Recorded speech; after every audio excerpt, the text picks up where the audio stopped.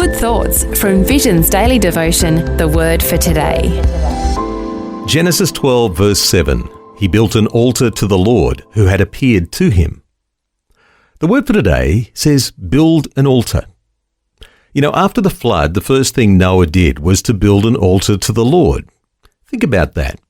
Noah had an altar before he had a home. Most of us have homes, but the old-fashioned family altar has virtually disappeared. Everywhere Abraham went, he built an altar. Why? Firstly, an altar is a place of prayer. The Bible says that Abraham returned to the place of the altar which he had made there at first, and there Abraham called on the name of the Lord. That's Genesis 13 verse 4. Secondly, an altar is a place of sacrifice. Genesis 22 verse 9 says, Then they came to the place of which God had told him, and Abraham built an altar there and placed the wood in order, and he bound Isaac his son and laid him on the altar upon the wood. Now, did God want Abraham to slay Isaac?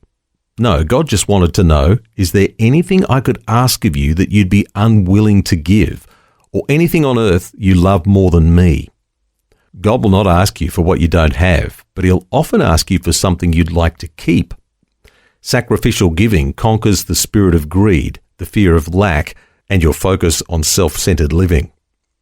Thirdly, an altar is a place of worship. Exodus 30 verse 1, You shall make an altar to burn incense on.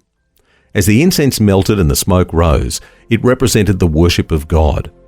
Worship is an act of intimacy. It's the giving of your heart, your love, your praise, and your thanksgiving to God.